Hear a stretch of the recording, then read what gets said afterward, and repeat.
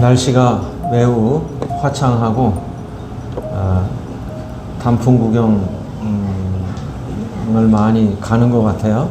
저희 아파트에도 차들이 아침부터 많이 빠져가지고 교회 오기가 좋았는데 하나님께서 이 사계절을 통해서 저희에게 여러 가지 그 장면들을 볼 수 있도록 복 주신 것에 대해서 감사를 드리고요. 아무튼 우리 형제자매님들 예배 드리기 위해서 오늘 이렇게 오셨는데 끝나신 후에 장자못이라도 한 바퀴 도시면서 좀 여유 있는 시간을 좀 가지면 좋겠습니다.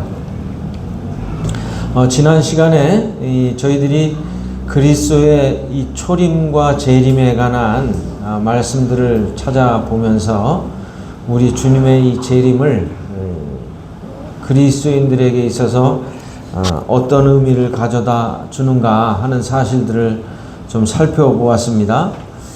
우리의 복스러운 소망이 이 주님의 재림인데, 주님의 이 재림은 어떤 예수님이 한 번 딱 오셔서 끝나는 사건이 아니고요.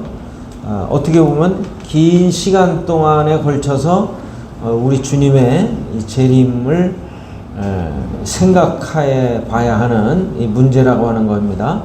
그래서 우리들은 주님의 재림 또 주님의 강림 하면은 이 어떤 휴거와 감람산에 이 오시는 이러한 것으로만 이제 생각하고 그 후에는 이 생각을 잘 안 하는데 사실은 어떻게 보면 길게는 우리 주님의 이 재림이라고 하는 이 주제는 우리 그리스도인들 은혜 시대 구원받은 성도들을 이 세상 사람들 믿지 않는 사람들은 보이지 않는 가운데 휴거가 돼서 올라가는 것과 아울러 어린 양의 혼인잔치, 그 다음에 감람산에 임하시는 주님의 재림, 그리고 천년왕국이 마치고 다시 이제 불이 하늘로부터 내려와서 이 세상 지구를 전멸하시고 영원한 새 하늘과 새 땅이 일어나기 직전까지의 상황, 이 상황을 주님의 이 재림의 모습이라고 보시면 되는 거예요. 이해가 되시죠?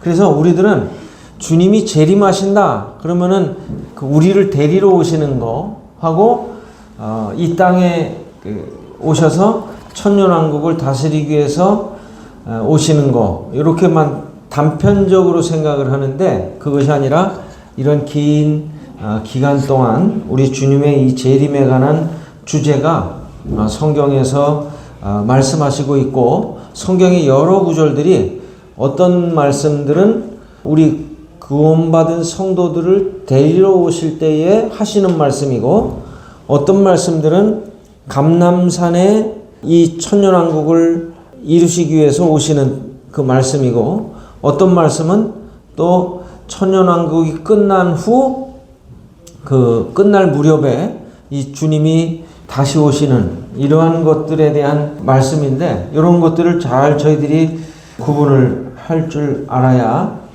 성경을 보실 때 오해하지 않고 이해가 쉽게 될 수 있는 것이죠. 저희들이 이 그리스도인들의 이 복스러운 소망, 우리 주님이 오시면 여러분들은 뭐가 나아질 거라고 생각을 하세요? 주님이 우리를 데리러 오셨잖아요. 그럼 주님이 우리를 데리러 오시면 우리에게는 뭐가 즐겁고 그 주님의 오심으로 인해서 우리의 삶이 어떻게 변화될 것인가 이런 것들을 한번 좀 생각을 해보면 좋으리라 생각을 하는데요. 우리 주님이 오시면 여러분들은 어떻게 반응을 보이시겠어요? 주님 감사합니다. 주님 만나서 반가워요. 인사하고 그냥 땡입니까? 우리들이 이 땅에서 사는 동안 이 그리스도인이 된다고 하는 것은 이 세상에서 가지는 어떤 행복, 또 축복 이런 것과 또 주님이 이 땅에 오셔서 우리를 구원하신 이러한 이유, 그리고 죄와 상관없이 자기를 바라는 자들을 다시 데리러 오실 때에 주님이 과연 어떠한 것을 우리에게 선물로 하시고 선물로 주시고, 그리고 주님과 함께 우리들이 어떤 삶을 살아야 할 것인가, 살아야 하는가 하는 것들을 우리들은 생각하고 마음 가운데 염두에 두어야 할 줄로 믿습니다. 여러분들은 이 세상에서 행복은 어때요? 뭐 예를 들면 이 남편과 아내가 알콩달콩 재미있게 사는 거, 그 다음에 자녀들이 엄마 아빠 말씀을 잘 들으면서 이렇게 모든 일이 만사형통하면서 살아가는 그 어떤 행복, 이런 것들도 우리들이 행복이라고 말할 수 있지만, 우리 주님이 말씀하시는 인생의 진정한 행복은 뭐냐, 이것에 우리가 초점을 맞추고 이러한 그 기쁨과 행복의 그 어떤 정도가 점점 커질수록 우리들은 주님이 우리에게 주시는 이 복, 그리고 주님이 우리에게 오셔서 그 일어나는 사건들, 이것이 얼마나 큰가 하는 것들을 우리들은 조금씩 깨닫게 될 것입니다. 예수님 안 믿는 사람들은요, 이 세상에서 행복이 뭐예요? 아까 제가 조금 전에 말씀드린 그런 것들 외에는 없거든요. 근데 예수님을 믿게 되면 그 행복의 그 어떤 이 정도나 가치가 달라지는 거예요. 가치관이 달라져요. 그래서 우리가 부르는 찬송가에도 보면 알 수 있지만 세상에서 주는 행복은 우리가 영원히 누릴 행복이 아니라고 하는 사실을 알고 있잖아요. 예. 그래서 이 세상에서 가지고 있는 집, 이 세상에서 가지고 있는 부, 이 세상에서 가지고 있는 건강, 이런 것들과 주님이 우리에게 주시는 그 복은 질적으로 차원이 틀린 거예요. 그렇죠? 그래서 우리들이 이 그리스도인이 됐다고 하는 것은 이 세상에서의 어떤 가치관을 하늘나라의 가치관으로 바꿔가는 작업이에요. 그래서 이 하늘나라의 소망을 더 크게 갖는 성도일수록 이제 하늘나라의 시민권을 가진 그 성도로서의 삶에 합당한 삶을 살 수가 있는 거죠. 그러나 그리스도인이면서도 여전히 이 세상의 이 복들에 관심을 두고 있는 분들은 어때요? 하늘나라의 이 복이 멀리 있는 거예요. 멀리. 소원한 거예요. 그게 나와 무슨 상관이 있는지를 이 피부로 닿지 않는 거죠. 그래서 자꾸 이 세상에 있는 것들만 집착을 하고 이 세상에 있는 것들로 그 나의 어떤 기쁨과 즐거움을 누리려고 하는 삶을 살아가는 거죠. 그 성경에 보면 사도 바울께서 사도 바울 서신도 보면요, 사도 바울의 서신을 이렇게 가만히 읽어보면은 사도 바울이 우리가 이 땅에 살면서 죽여야 할 것들이 있어요. 그게 뭐냐? 이 땅에 있는 어떤 지체, 정욕, 탐욕, 욕심, 이런 것들을 계속 죽일 것을 말씀하시잖아요. 그리고 무엇을 자꾸 우리에게 상기시켜 주시나요? 하늘에 있는 것들, 하늘에 있는 소망, 그리고 영원한 것, 이런 것들을 계속 소망하도록. 그래서 그러한 것들을 소망하기 위해서 우리에게 필요한 덕목이 뭐냐? 의와 사랑과 믿음과 정결함과 거룩함과 이러한 그 덕목들을 계속 우리들 마음 가운데 상기시켜 주시고, 그리고 그러한 그 덕목들을 개발하고 그 발전시키도록 권면하고 있는 거예요. 그 우리들이 주님의 이 재림, 주님이 우리를 데리러 오신대 하고서 그 이야기를 하지만, 데리러 오신 후에는 뭐냐 이 말이에요. 그 다음에는 뭐냐 이 말이에요. 그 제가 지난주에도 말씀드렸지만, 영화의 어떤 속편은 별로 재미가 없잖아요. 그 영화를 잘 보는 분들은 속편은 절대 안 본대잖아요. 왜?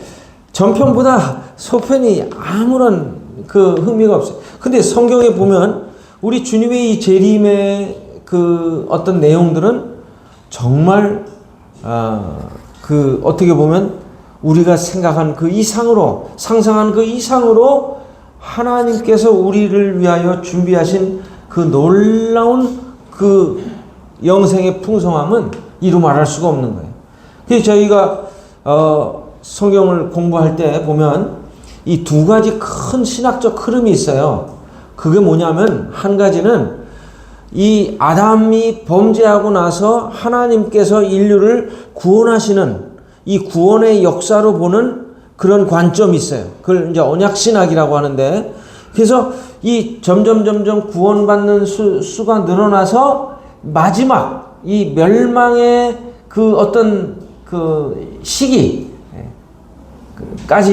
이 인간의 역사는 그 구원받는 사람들이 많이 늘어나면서 이제 마지막 때에는 많은 사람들이 구원을 받아서 이제 인류 역사 끝난다고 생각을 하고 구원으로 끝나는 거예요.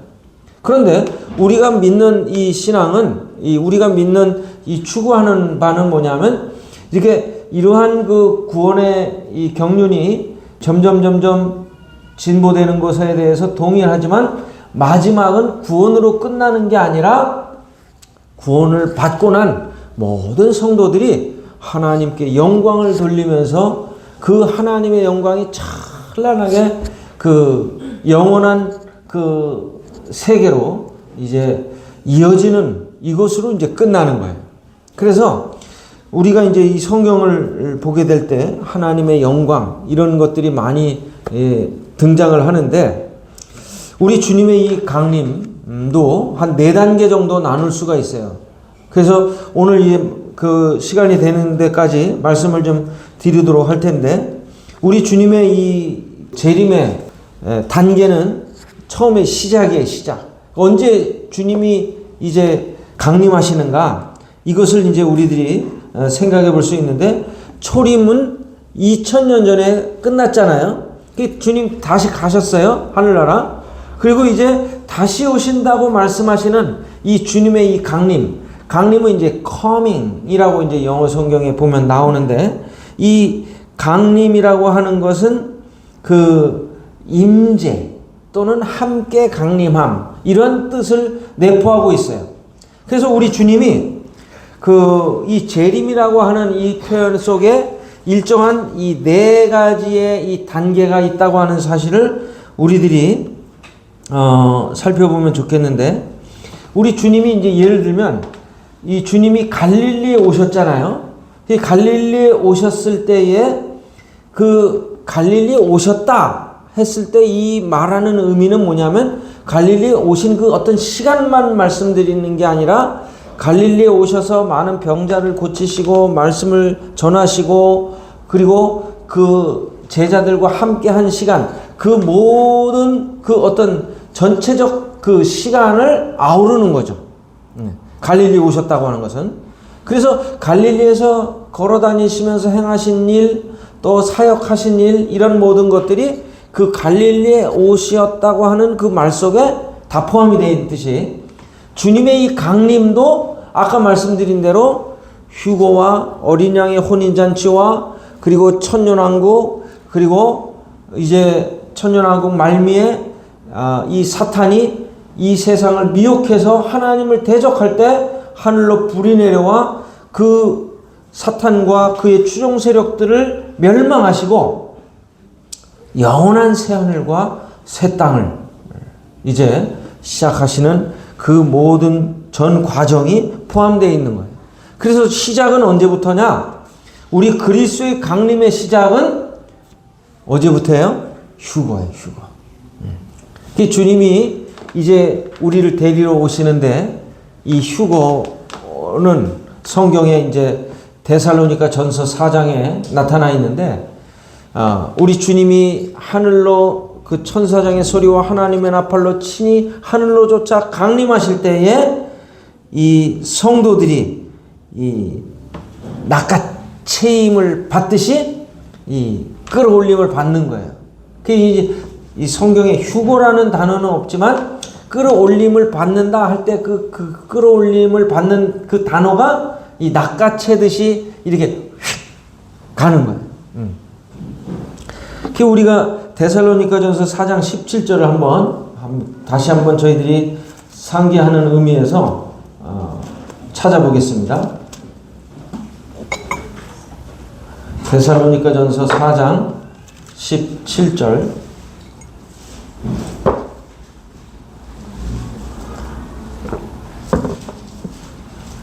같이 한번 읽어보시겠습니다. 시작. 그 후에 우리도 살아남은 자들도 그들과 함께 구름 속으로 끌어올려 공중에서 주를 영접하게 하시리니 그리하여 우리가 항상 주와 함께 있으리라. 여기 보면 끌어올려라고 하는 이 단어가 바로 이 낚아채듯이 이렇게 주님이 우리를 공중으로 끌어올리실 거라고 하는 사실입니다. 그래서 죽은 자들이 먼저 일어나고 살아남은 자들도 이제 그 후에 끌어올려 공중에서 주님을 영접하게 될 것입니다. 이 일은 어떻게 일어나느냐? 정말 순식간에 일어나요. 순식간에 일어나서 아무도 이걸 눈치채지 못하죠.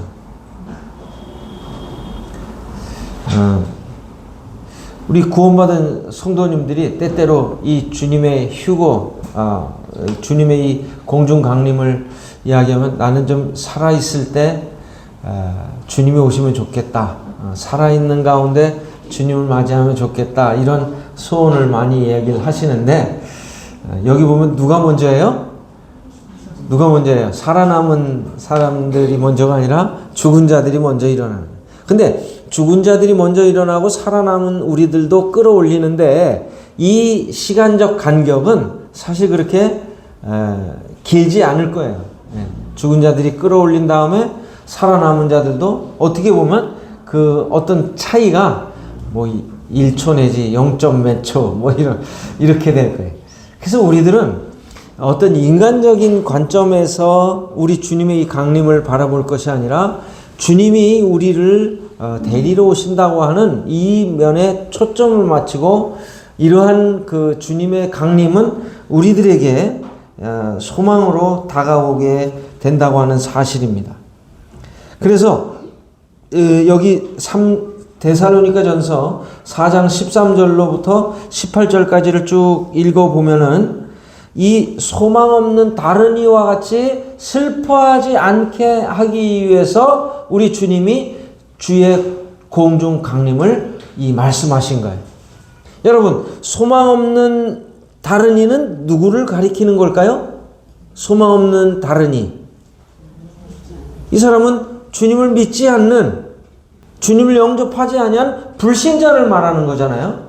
이들은 죽으면 끝이라고 생각을 하고 죽으면 흙으로 돌아가고 어떤 사람은 또 죽으면 뭐 다음엔 개나 소나 이런 그 동물들로 태어나서 계속 어떻게 보면 이 어떤 세상은 윤회한다고 이렇게 믿는 사람이 있고 많은 사람들이 그 죽음에 대한 사후관에 그 각각 다른 차이를 보이지만 우리가 믿는 이 성경을 통해서 볼 때 그리스도인들의 이 사후관은 뭐예요? 이 일직선이란 말이에요. 죽으면 끝이 아니고 영원한 생명이 우리를 기다리고 있다고 하는 사실이에요. 얼마나 이게 감사한 거예요. 이게 그리스도인들이 죽으면 끝이 아니고 이 땅에서의 삶은 마지막일지 몰라도 우리에게 영원한 생명이 하나님과 함께 그 영생을 누릴 수 있는 영원한 생명이 기다리고 있다고 하는 이 한 가지 사실. 그래서 어떤 선교사는요, 장례식에서 장례 설교를 할 때마다 마지막 한마디가 뭐냐면 잘 죽으셨습니다. 잘 죽으셨습니다. 이러고 끝났어요. 근데 그분도 이제 돌아가셨을 때 이제 남은 분들이 그 말을 기억하고 잘 죽으셨습니다. 여러분, 우리들도 이 세상을 떠났을 때 그렇게 말씀을 할 수 있는 존재들이라는 거예요. 잘 죽었어요. 왜? 왜 잘 죽었죠? 이 땅에서의 고통과 또 아픔과 슬픔을 이제 뒤로 하고 우리에게는 영원한 생명이라고 하는 이 복스러운 소망이 이제 시작되기 때문에 그런 거예요. 한번 저를 따라해 보세요. 잘 죽으셨습니다. 별로 죽는 게 뭐 잘 죽나? 잘 죽었죠. 정말 맞습니다. 잘 죽으셨습니다. 이게 얼마나 우리들에게 큰 소망인지 몰라요. 그래서 제가 지난 시간에도 말씀드렸지만 지옥 갑니다 이렇게 얘기하면 그냥 지옥을 믿지 않는 사람들도 기분 나빠하고 욕을 하지만 우리들에게 있어서는 이게 사실이기 때문에 믿지 않는 가족들에게 복음을 전하고 정말 그들이 싫어하고 모욕하고 수치를 우리에게 안겨줘도 예수님 안 믿으면 지옥 갑니다 이렇게 한마디 던지는 이유가 뭐예요? 우리들에게 이 내세의 소망이 있기 때문에 그렇다는 거죠. 그래서 이 주님께서 우리들에게 이러한 위로를 주세요. 요한일서 2장을 한번 보시겠습니다. 요한일서 2장을 보시면 한번 같이 읽어보실까요? 2장 28절 다 찾으셨죠? 읽겠습니다. 시작. 자녀들아 이제 그의 안에 거하라. 이는 주께서 나타내신 바 되면 그가 강림하실 때에 우리로 담대함을 얻어 그 앞에서 부끄럽지 않게 하려 함이라. 이게 무슨 말이에요? 우리가 주님 안에 거해 있을 때 주님 안에 거한다는 것은 주님의 말씀을 사랑하고 주님의 말씀을 순종하며 주님을 소망하는 이 삶을 가리키는 거죠. 우리가 주님 안에 거하면 그 다음에 뭐예요? 주님이 이 하실 일이에요. 그 다음에는 주께서 나타내신 바 되면 그가 강림하실 때에 우리로 어떻게 해요? 담대함을 얻어 그 앞에서 부끄럽지 않게 하려 함이라. 우리들은 주님 생각하면 어때요? 주님 생각하면 담대함보다는 내가 주님 앞에 너무나 잘못한 게 많아. 너무나 실수한 게 많아. 너무나 불충성한 게 많아. 이런 생각으로 인해서 주님을 배우면 부끄럽지 않겠나. 이렇게 생각을 하는 성도님들이 많이 있잖아요. 그런데 여기 보니까 우리로 담대함을 얻어 그 앞에서 부끄럽지 않게 하려 함이라.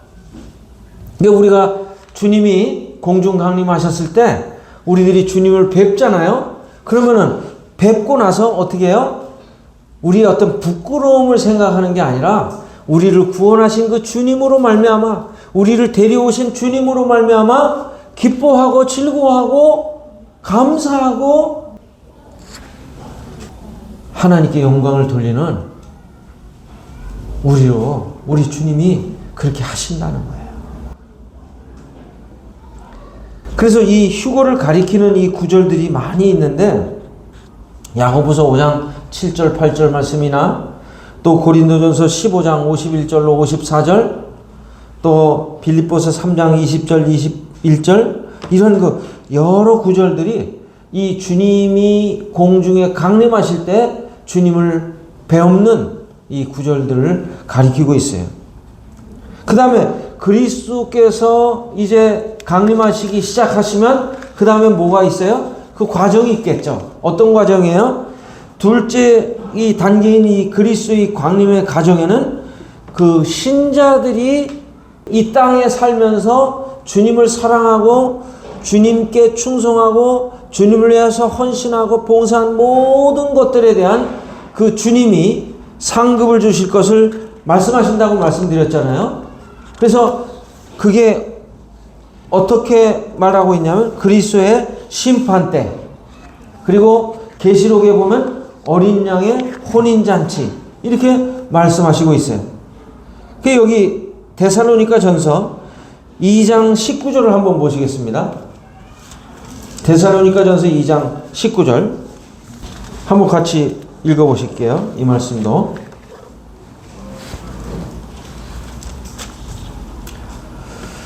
시작. 우리의 소망이나 기쁨이나 자랑의 면류관이 무엇이냐? 그가 강림하실 때에 우리 주 예수 앞에 너희가 아니냐? 바로 우리 주님이 강림하실 때에 사도 바울이 우리의 소망이나 기쁨이나 자랑의 면류관이 무엇이냐? 바로 너희가 아니냐? 이렇게 말하고 있어요.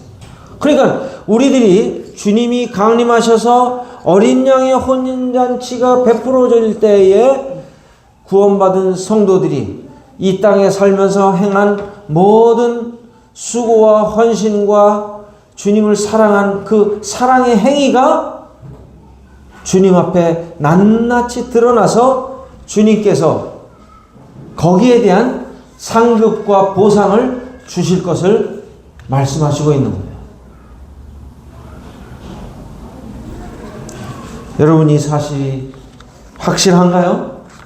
여러분, 우리들이 주님을 위해서 주님의 이름으로 순수하게 행한 모든 믿음의 행위들이 결코 없어지지 않는다는 거예요. 그것은 과학적인 사실로도 입증이 되잖아요. 뭐 여러분 연력학 제1법칙이나 제2법칙이나 이런 것들 보면, 예를 들면 이 종이 쪼가리가 불에 타서 없어져요. 그럼 우리 눈에는 안 보이잖아요. 그러나 없어지는 게 아니거든요. 여러분, 이 물이 얼면 어떻게 되죠? 얼음이 되죠. 이 물이 증발이 되면 어떻게 되죠? 없어지죠. 우리 눈에는 안 보이죠. 그러나 물이 기체가 되는 거예요. 이 세상에 존재하는 것들이 하나도 없어지는 게 없어요. 하나님 앞에 우리의 모든 행위와 모든 행동들이 주님 앞에 다 드러나게 되어 있습니다. 여러분, 주님을 위해서 헌신하는 것, 주님을 위해서 봉사하는 것, 주님을 사랑하는 것, 이 사랑의 행위들이 결코 없어지지 않습니다. 그래서 여러분들이 주님을 위해서 시간이 있을 때, 물질이 있을 때, 힘이 있을 때 더욱 힘써 주님을 섬기는 것이, 우리가 어린 양의 혼인잔치 때, 그 영원한 세상이 이제 시작되는 이 때에 우리 주님으로부터 칭찬받을 줄, 또 상급이 있을 줄 믿습니다. 이 한 가지만 더 보여드릴게요. 5장 23절을 보시겠어요? 5장 23절. 여기 보면 뭐라고 말씀하십니까? 평강의 하나님이 친히 너희를 온전히 거룩하게 하시고 또 너희의 온 영과 혼과 몸이 우리 주 예수 그리스도께서 강림하실 때에 흠없게 보존되기를 원하노라. 그래서 이 주님 앞에 나아갈 때에 영과 혼과 몸이 흠없게 보존되기를 원하는 이 사도 바울의 간절한 마음이 우리 주님의 마음이라고 하는 사실입니다. 그래서 이 계시록 계시록 5장에 보면 어린 양의 혼인잔치가 이제 펼쳐지는데, 그 어린 양의 혼인잔치에서 이 구원받은 수많은 이 성도들이 주님 앞에 모여 있어요. 모여 있는데 거기에서 이제 주님을 위해서 산 모든 믿음의 행위들이 다 드러나면서 어린 양의 혼인잔치에 청함을 입은 자들이 복이 있다고 말씀하고 계셔요. 여러분 한번 생각해 보세요. 그 세계에서 모여든 모든 성도들이 가끔가다 저희들이 국제 수양회를 나라마다 이렇게 돌아가면서 하는데요. 우리 한국 성도들만 보다가 그 동남아 또 영어권 뭐 이런 많은 성도들이 모여서 그 각기 자기 나라 말로 하나님을 찬양하고 감사하고 간증하는 이런 모습을 본다고 하는 것은 정말 흥미진진한 일이 아닐 수 없어요. 그런데 그러한 그 수양회에서 그 맛을 경험하는 거예요. 저도 오래전에 80년대에 여기 올림픽 파크텔이라고 거기서 국제 수양회 할 때 참석을 해봤습니다만 그 각국의 성도들이 모여가지고 어떤 분은 영어로, 어떤 분은 일본어로, 어떤 분은 중국어로, 어떤 분은 자기네 나라 말로 이렇게 막 말을 하는데 그 통역을 하면서 이렇게 들어보면요, 어떻게 이렇게 다른 나라에 살면서 우리 주님을 이렇게 동일하게 찬양하고 감사하고 경배할 수 있을까? 그 말은 안 통하지만 참 감사가 되는 거예요. 그런 그 성도들의 이 간증과 말씀과 고백을 통해서 이런 놀라우신 주님을 찬양한다고 하는 것이 얼마나 기쁜지.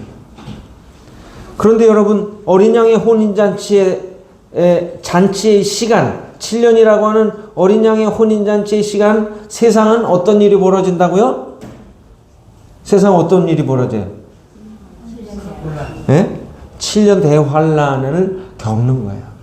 그래서 이 불신 세상은, 그리고 그 7년 대환란 때 믿은 성도들은 정말 피해 다니면서 그 어려운 그 과정을 이제 겪게 되는 거죠.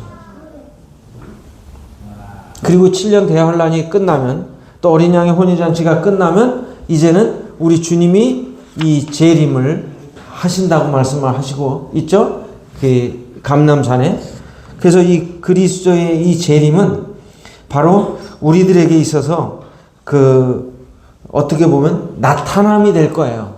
휴거는 어때요? 주님이 나타나세요? 안 나타나세요? 보이지 않죠. 그러나 주님이 이제 이 재림하시는 그 감람산에 임하실 때에는 주님이 이 나타나시는 거예요. 실제로. 그래서 이 주님이 공중 강림하실 때는 세상의 뉴스가, 야, 이 수많은 사람들이, 많은 사람들이 어디론가 사라졌다, 그런 뉴스밖에 안 나와요. 그런데 주님이 이 감람산에 나타나실 때에는 모든 세계 사람들이 그 인터넷이라든지 TV라든지 뉴스를 통해서 우리 주님의 그 영광스러운 모습을 맞게 될 것입니다. 그래서 여기 성경에 보면 그 휴거는 세상이 볼 수 없게 순식간에 일어나지만 그 주님의 이 재림, 주님의 이 지상 강림은 나타나는 이러한 모습으로 보여질 것입니다. 그래서 여기 데살로니가 아까 전서 보셨죠? 후소로 넘어와서 보시면 2장을 한번 보시겠습니다. 2장 8절 말씀입니다. 그때에 불법 환자가 나타나리니 주 예수께서 그 입의 기운으로 그를 죽이시고 강림하여 나타나심으로 폐하시리라. 여기 보면 이 불법 환자가 나타나는데, 이 우리가 수요일 날마다 계속 그 성경의 예언에 대한 말씀을 드렸습니다만, 이 적그리스도와 그 거짓 선지자, 그 불법의 사람들을 주님이 나타나심으로, 주님이 재림하심으로 그들을 심판하시고, 계시록에 보면 짐승과 거짓 선지자를 불못에 던져 넣으시는 이러한 사건이 기록되어 있습니다. 그래서 우리 주님이 나타나실 때 이제 이 세상의 불법들을 무저갱에 넣으시고 이제 주님이 이 땅을 다스리시는, 천년 동안 다스리시는 주님의 이 성스러운 독재에 의해서 이 세상이 정말 지상 낙원을 이루는 그 시대가 올 것을 말씀하고 계십니다. 그리고 이제 이 천년왕국이 끝나면 그리스도의 이 강림의 절정의 단계가 오게 됩니다. 그래서 여기 베드로 후서로 넘어가서 보시면요. 베드로 후서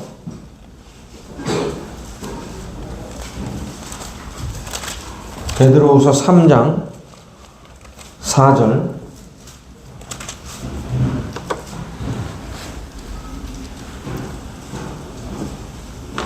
자, 여기 이 말씀은 어떤 말씀이냐? 바로 우리 주님이 이제 마지막 이제 임하시는 그날을 말씀하시는 거예요. 3장 4절 한번 보시겠어요? 이르되 주께서 강림하신다는 약속이 어디 있느냐? 조상들이 잔 후로부터 만물이 처음 창조될 때와 같이 그냥 있다 하니. 이제 천년왕국이 이 지속이 되면서 그 가운데 많은 사람들이 예수님을 믿지만 예수님의 이 통치에 굴복하면서도 그 마음속으로 거부하는 이 많은 불신자들이 생겨날 것입니다. 여러분들 천년이라고 하는 기간이 얼마 정도 깁니까?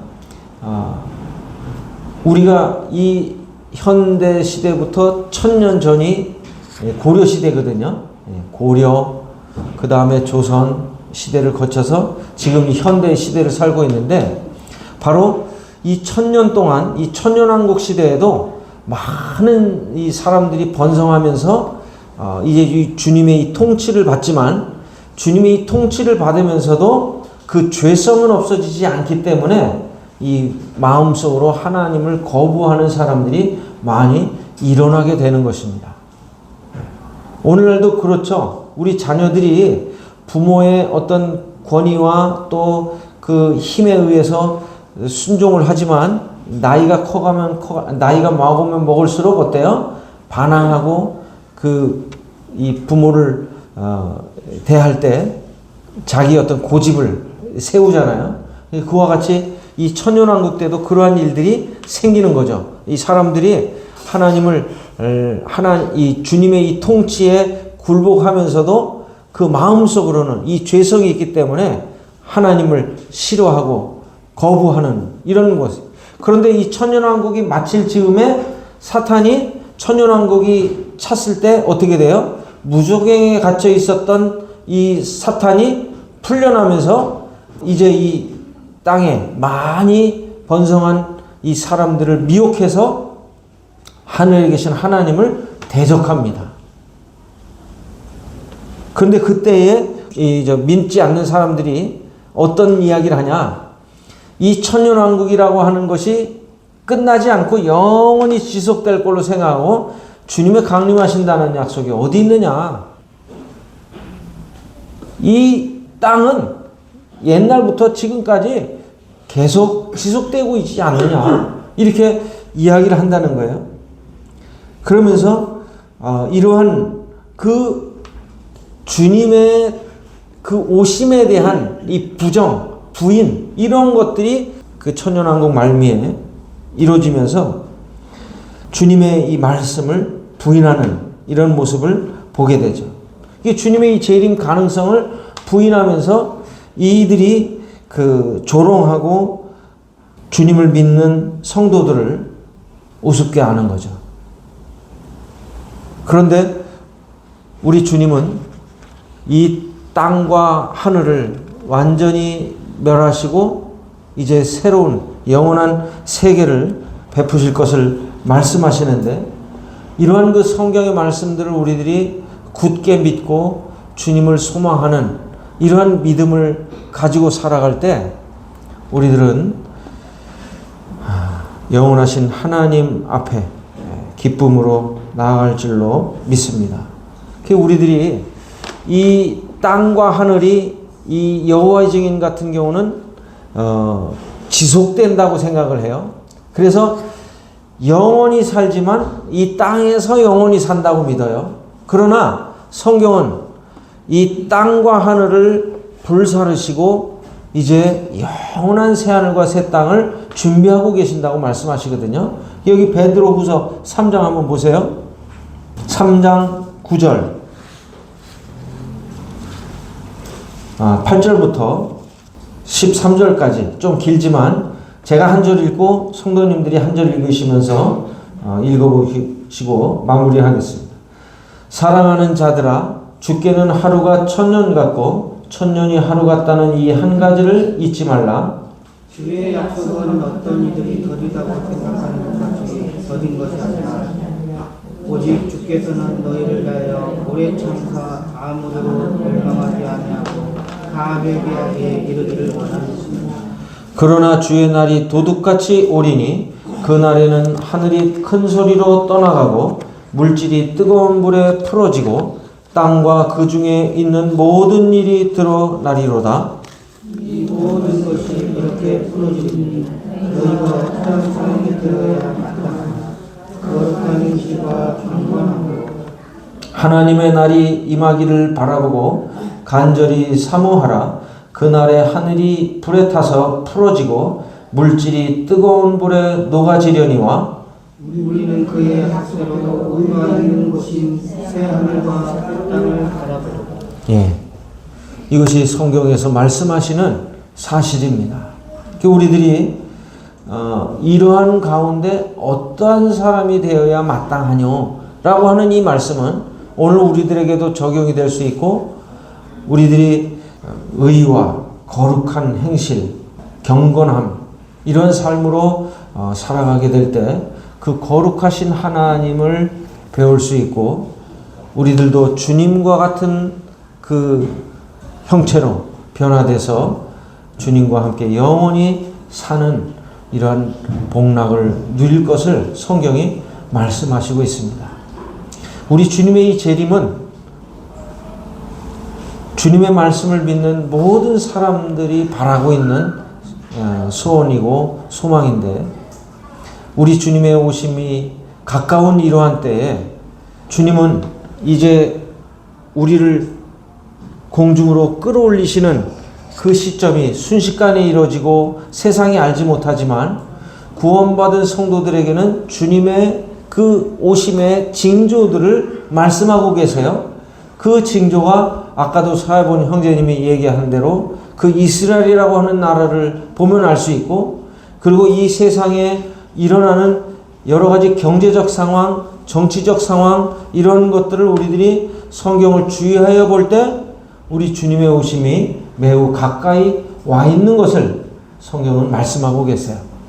그래서 평안하다 안전하다 할 그때 이때가 바로 우리 주님의 그 오심의 시작점인 것입니다. 그래서 지금 세상은 전쟁과 기아와 그 민족과 민족이 서로 대하면서 세상에서 가장 원하는 큰 주제가 뭔지 아세요? 평화예요. 평화. 그래서 이 평화라고 하는 큰 주제 그리고 특별히 이 이스라엘 사람들은 계속 지금 팔레스틴과 갈등을 겪으면서 무엇을 원하느냐? 평화를 원하고 있습니다. 그래서 이 평화를 원하는 이스라엘에게 거짓 그리스도가 적그리스도가 거짓 평화를 약속하는 그 시기가 언제냐? 바로 7년 환란의 시작점인 것입니다. 이 구원받은 성도들이 7년 환란 직전에 이제 공중으로 끌어올림을 받는 거 아니겠어요? 그래서 이러한 그 거짓 평화 조약을 맺는 그 시점이 오기까지는 그 전에 여러 가지 어지러운 징조들이 있는 거죠. 이제 지금 하마스의 일도 이런 무관하지 않는 것입니다. 그래서 우리들이 우리 주님의 오심이 가까웠다 하지만 그냥 그 추상적으로 느낌으로 감으로 이것을 우리들이 생각할 것이 아니라 이런 여러 가지 정황들 그리고 말씀에 나타난 이런 여러 가지 증거들을 우리들이 깊이 묵상하는 가운데 그럼 우리는 어떻게 해야 되느냐? 여기 지금 3장 11절 말씀하신 대로 어떤 사람이 되어야 마땅하냐? 어떤 사람이 되어야 마땅해요? 거룩한 행실과 경건함으로 하나님의 날이 임하기를 바라보고 간절히 사모하는 이러한 태도의 삶을 살 것을 성경이 요구하고 계십니다. 우리들이 이 세상의 어떤 일에 열심히 살고 성실히 사는 것 이것을 포기하라는 게 아니에요. 시한부 종말론자들은 주님이 오신다. 그러니까 우리들은 보따리 싸가지고 산속으로 들어가야 된다. 이렇게 가르치는 것은 잘못된 가르침이죠. 정말 성경적 가르침은 뭐냐? 이러한 주님의 날이 오기를 주님의 날이 오는 것이 가까워왔으니까 우리는 어떻게 해야 되느냐? 거룩한 행실과 경건함으로 하나님의 날이 임하기를 바라보고 간절히 사모하면서 살아가는 우리의 시민권은 하늘에 있기 때문에 위의 것을 찾고 위의 것을 생각하고 위의 것을 바라보며 살아가는 이러한 삶을 살아가는 것이 하나님이 원하시는 진정한 주님의 재림을 맞이하는 성도들의 태도라고 하는 사실입니다. 아무튼 저희들이 우리 주님의 오심이 가까운 이러한 시기에 이 세상 살이가 너무나 바빠서 땅만 보고 살아가는 이런 삶이 아니라 우리 주님의 날을 바라보고 간절히 사모하면서 살아가는 우리 교회 형제 자매님들이 되시면 좋겠습니다. 기도하겠습니다. 아버지 하나님, 참 저희들이 2시간에 걸쳐 짧지만 주님의 이 재림의 그 주제를 가지고 말씀을 찾아보았습니다.